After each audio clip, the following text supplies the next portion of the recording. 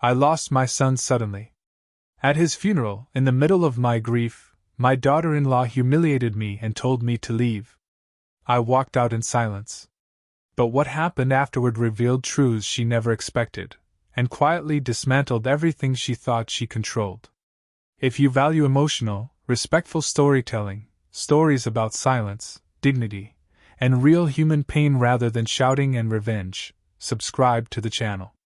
And tell me in the comments, where are you watching from today?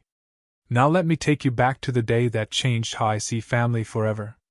The funeral home was too bright for a goodbye. White walls.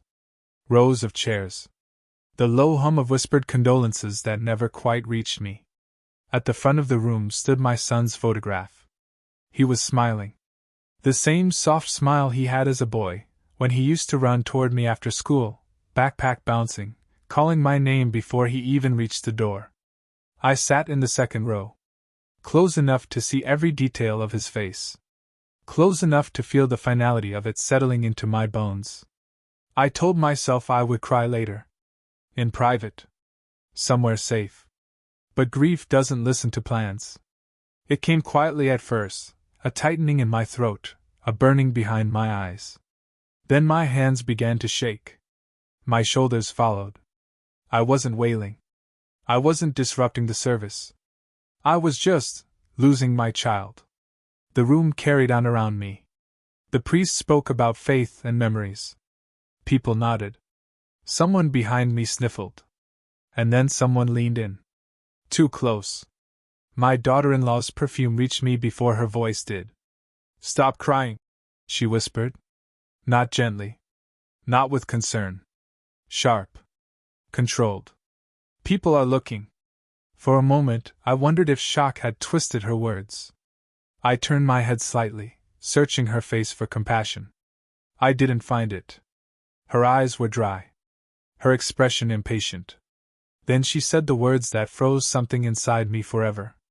"After this, pack your bags. You need to get out. Today." No explanation. No pause. Just an order, delivered at my son's funeral. My heart pounded so loudly I was sure others could hear it. This was the child I carried.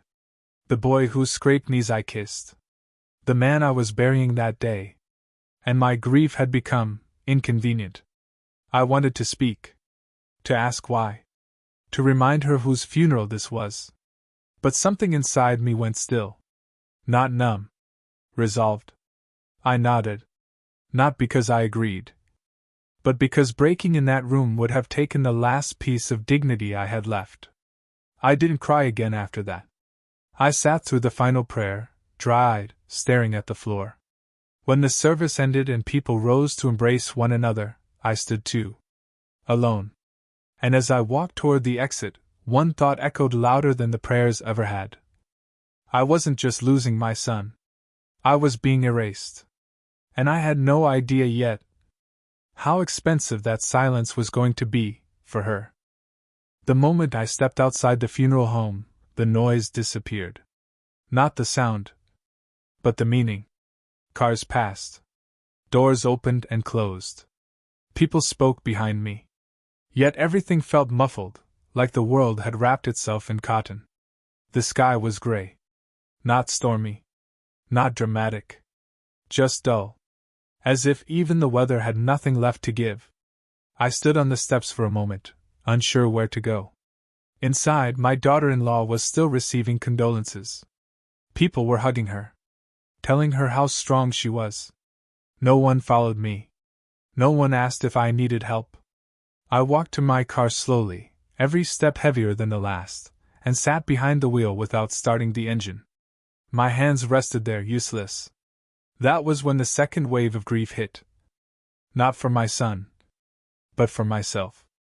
Because in that silence, I realized something painful. I had nowhere to return to. For the past year, I had been living in my son's house. Not because I had nowhere else, but because he asked me to. After his health began to fail, he wanted me close. For the children. For the routines. For the comfort of knowing family was still under one roof. I made meals. Kept the house moving. stayed useful without taking up space. I told myself that was enough. Sitting there in that car, I finally understood how fragile that role had always been. I drove back to the house anyway. The driveway looked the same. The curtains hadn't moved. But inside, everything felt wrong. My son's shoes were still by the door. That stopped me. I bent down and touched them, as if they might still be warm. The house was quiet in a way that felt unnatural. No television. No footsteps. No voice calling from another room. I went to the bedroom I used. The suitcase sat in the corner, folded neatly, as if it had been waiting longer than I had. I packed slowly. Each item felt like a goodbye I wasn't ready to say. I didn't take much. Just what fit. That evening, the front door opened.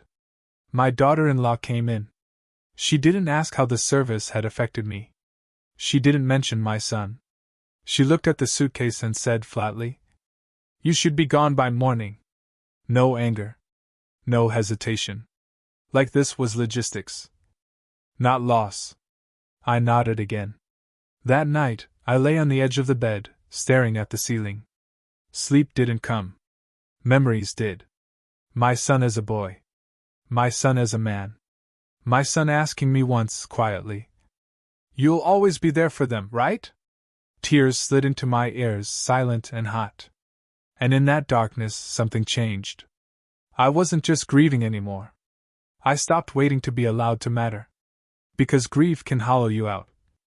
But it can also sharpen what you see. And as the house slept, I understood this.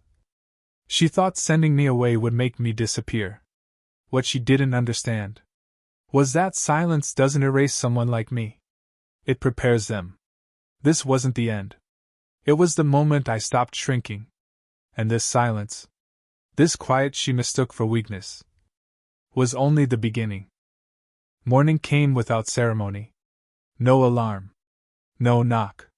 Just light creeping across the wall like it wasn't sure it belonged there.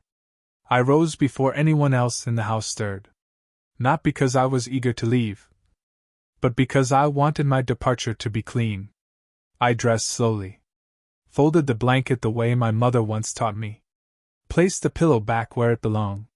When you leave with dignity, you don't leave disorder behind. I carried the suitcase to the door quietly. For a moment, I stood there with my hand on the handle, listening. The house breathed the way it always had. Pipes settling. Floorboards cooling.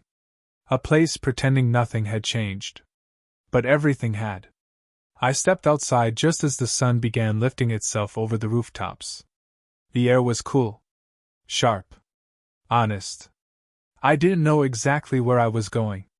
Only that staying would cost me more than leaving ever could. I drove without music. Without destination. At a red light, my phone buzzed. A message from my daughter-in-law. "Make sure you take all your things." Nothing else. No condolences. No acknowledgement. Just confirmation that I was being erased efficiently. I didn't reply.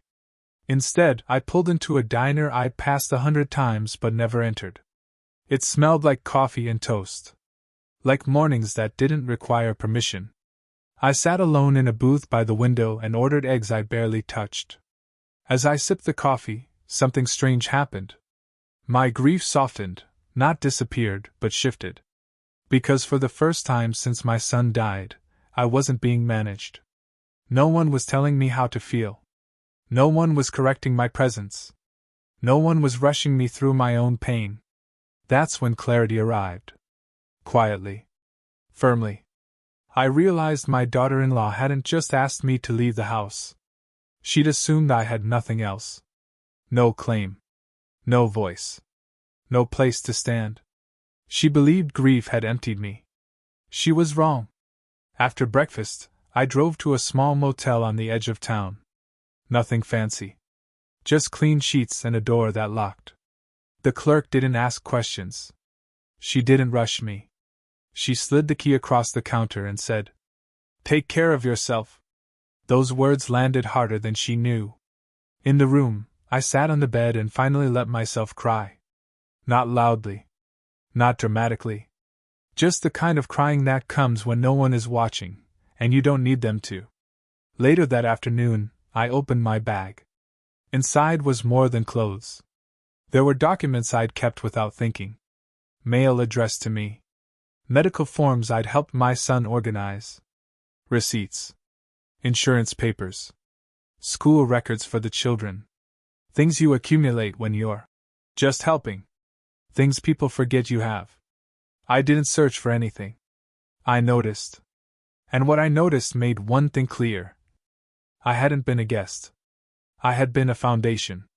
And foundations don't disappear just because someone decides they're inconvenient. That evening, my phone rang again. Her name lit the screen. I let it ring. Then again. Then a message.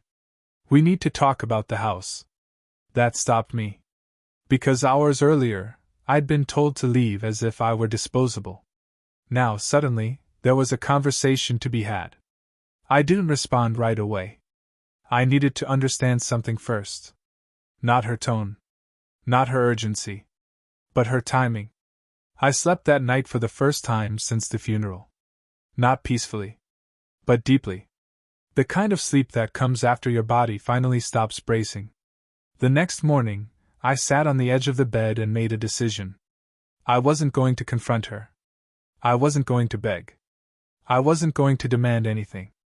I was going to listen. Because people reveal the truth fastest when they think they're still in control. And she believed that. She believed grief had broken me. That silence meant surrender. That asking me to leave had closed the chapter. She didn't realize.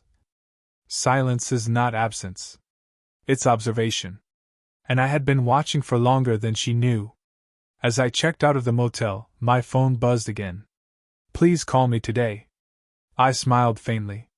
Not because I was pleased. But because the balance had shifted. I didn't lose my son that day. That loss had already happened. What I lost at the funeral, what she took from me, was my illusion. And in its place, something steadier had formed. I wasn't homeless. I wasn't powerless. I wasn't done. I was simply no longer willing to shrink. And when I finally did call her back, not that day but soon, it wouldn't be to argue. It would be to let her speak freely. Because people who think they've won talk carelessly. And carelessness leaves traces. Silence doesn't mean surrender. It means you're listening. I didn't call her right away. I let the day pass the way it wanted to, slowly, without permission. Grief teaches you one thing very clearly. Anything rushed is usually wrong. That evening, I sat by the motel window and watched headlights pass like thoughts you don't chase anymore. When my phone rang again, I answered calmly. Hello? I said. Her voice came fast. Too fast. I'm glad you picked up, she said. We need to talk about some things. Not we should. Not when you're ready. We need to. I'm listening, I replied. There was a pause, just long enough for her to adjust her tone. I didn't mean to hurt you, she said. Everything happened so quickly. The funeral, the arrangements. I was overwhelmed. I said nothing. Silence is unsettling to people who expect reassurance. She continued. The house situation, it's temporary. I just need space right now. For the children. The children. That word again. Always used when something else is being decided. I understand, I said quietly. She exhaled, relieved. I knew you would, she said. You've always been reasonable. Reasonable. That's what people call you when they think you won't resist. She started explaining logistics. How long she thought I'd be gone, what she expected I'd take with me, how she planned to reorganize the house. She spoke as if I were already absent. As if I were a detail being managed. I listened carefully. Not to her emotions, but to her assumptions. At one point, she said something that caught my attention. After everything he left behind, she said, I have to protect what's mine. Left behind. Not our. Not the children's. Mine. I asked a simple question. What do you mean by that? She hesitated. His accounts. The insurance. The house, she said. It's complicated. But it's all handled. Handled. That word carries confidence when someone believes the paperwork favors them. I see, I replied. She mistook my calm for agreement. You don't need to worry about any of it, she added quickly. I've already spoken to a lawyer. There it was. Not shouted. Not threatened. Just stated. People reveal power moves casually when they think you're unarmed. I appreciate you telling me, I said. Another pause. You're being very quiet, she said. I'm tired, I replied. But I'm paying attention. That unsettled her. Well, she said, tightening her voice slightly. I just wanted to be clear so there aren't misunderstandings later. Misunderstandings. I almost smiled. Because clarity had just arrived, only not for her. We ended the call politely. No raised voices. No accusations. No promises. When the line went dead, I sat still for a long time. Then I opened my bag. The documents I'd noticed earlier, I laid them out carefully on the bed. Mail addressed to both me and my son. School forms listing me as emergency contact. Medical paperwork with my signature. Insurance correspondence I'd helped organize. Property tax letters I'd opened and filed. Things you don't notice accumulating until someone tells you were just staying temporarily. I didn't jump to conclusions. I asked questions instead. The next morning, I made 2 calls. Not to confront her. Not to threaten. To understand. The first was to a legal aid office. The second was to a financial counselor recommended by someone who specialized in estate transitions. I used neutral language. I'm trying to understand my standing, I said. I want clarity, not conflict. Both listened carefully. Both asked questions she hadn't expected anyone to ask. By the end of those conversations, one thing was clear. I hadn't been invisible in my son's life the way she wanted me to believe. And more importantly, I hadn't been powerless. That afternoon, she messaged me again. Have you thought more about when you'll be leaving town? Leaving town. I didn't respond. Because something had shifted. She thought the conversation was about removal. I now understood it was about control. And control weakens the moment it's examined. That night, I slept with the lights off for the first time since the funeral. Not because I felt safe. Because I felt steady. I wasn't planning revenge. I wasn't plotting anything dramatic. I was doing something much quieter. I was preparing to stop being underestimated. And people who underestimate silence never see the turning point coming. End of part 4. Power often speaks first when it thinks no one is listening. The first thing I learned was this. Paper remembers what people hope you'll forget. The legal aid attorney didn't rush me. She didn't dramatize anything. She asked simple questions and waited for honest answers. How long were you living there? What responsibilities did you handle? Were you financially contributing, even indirectly?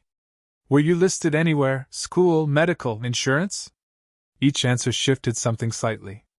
Not emotionally. Legally. You weren't a guest, she said finally.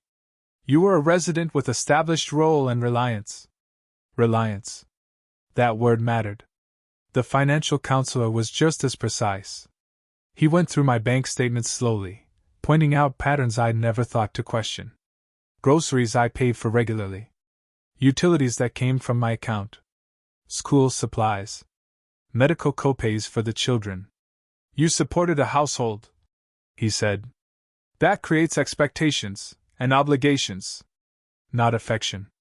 Not gratitude. Obligations. I thanked him and ended the call. Then I did something I hadn't done since my son first asked me to move in.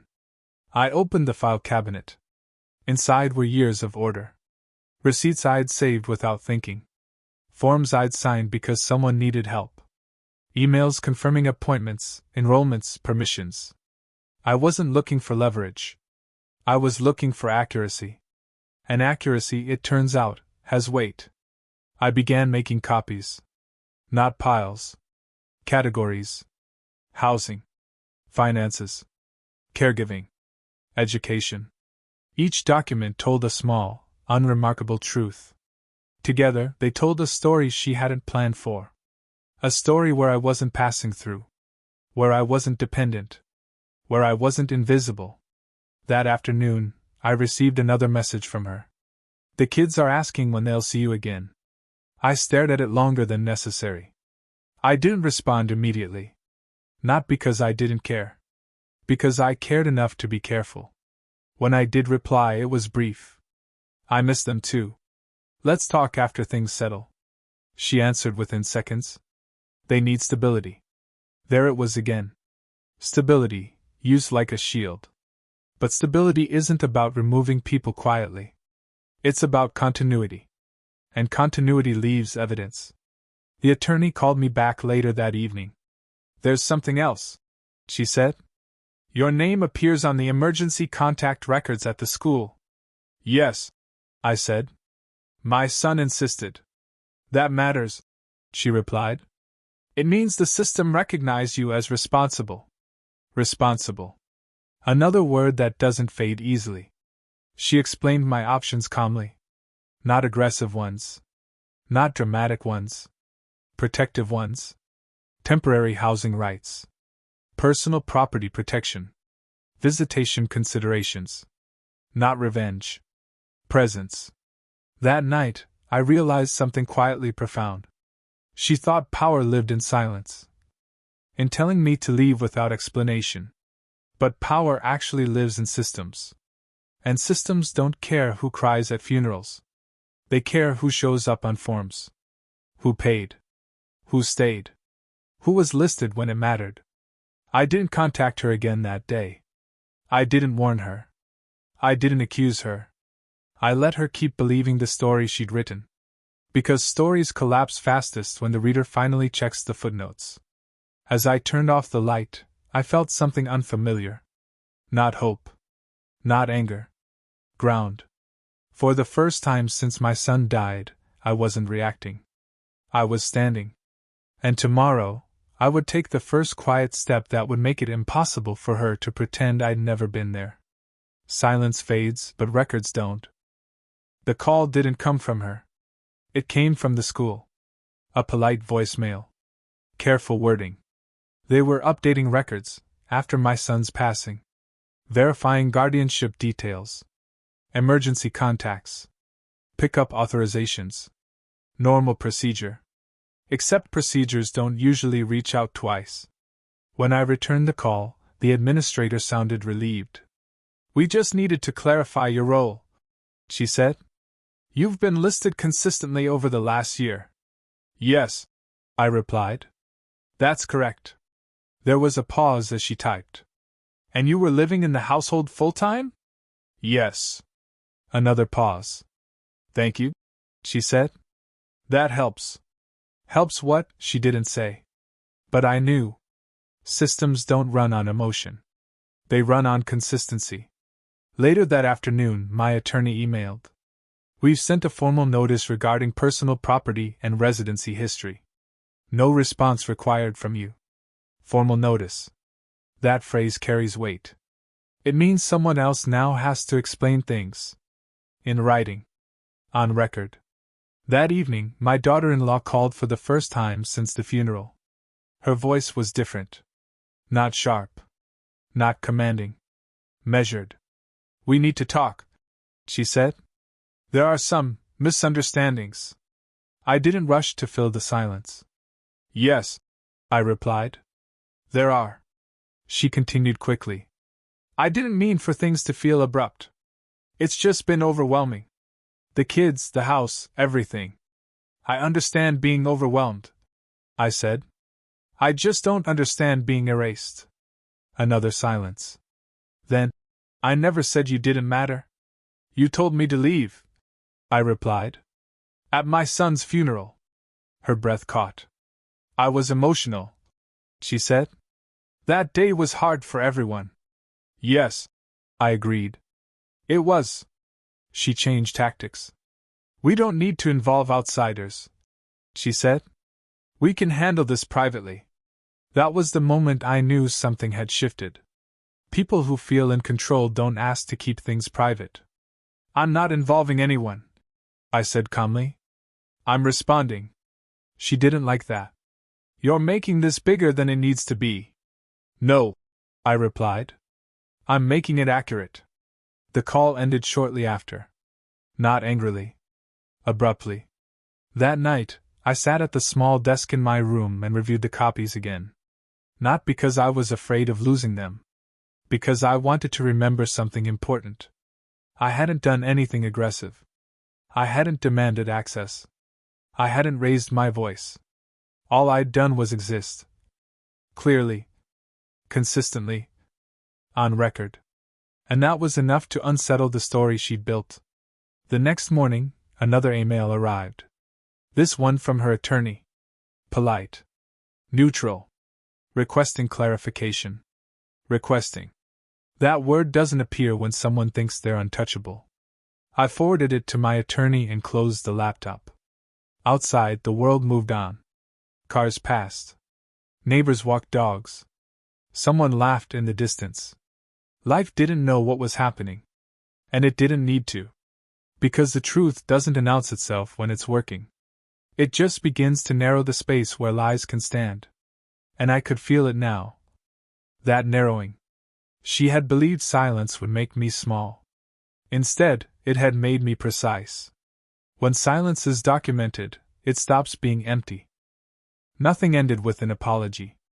That used to bother me, until I understood why it shouldn't. Life rarely closes its hardest chapters with the words we rehearse in our heads. There was no moment where she admitted fault. No scene where everything was said out loud and wrapped neatly in understanding. What happened instead was quieter. But it lasted. The arrangements became permanent, slowly and deliberately. Clear schedules. Written agreements. Boundaries that didn't need repeating because they were finally documented instead of assumed. I saw the children regularly after that. Not as a favor. Not as a compromise. As continuity. They stopped asking why things had changed.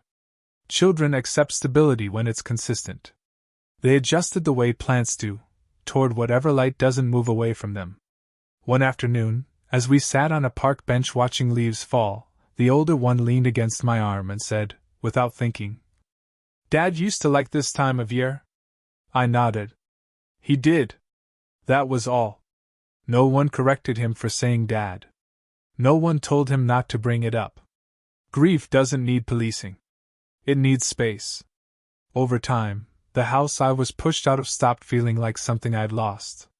It became what it truly was, a place I had outgrown without realizing it. I found a small place of my own. Nothing impressive. Quiet. Mine. I kept my routine simple. Morning tea. Evening walks. Photographs where I could see them without bracing myself. People asked how I was doing. I learned to answer honestly. I'm steady, I'd say. And I was. I didn't win anything in the way stories usually mean winning. There was no inheritance returned. No dramatic reversal. No public acknowledgement of wrongdoing. What I gained was something far more durable. Visibility. Voice. Ground. And the knowledge that dignity doesn't come from being invited to stay, it comes from knowing when to stand. Sometimes, losing a son teaches you about grief. But being told to leave teaches you something else entirely. That silence can be used against you. Or it can become the moment you finally see clearly. She thought erasing me would simplify her life. What it did instead was reveal everything she assumed would never be questioned. And as for me? I didn't disappear.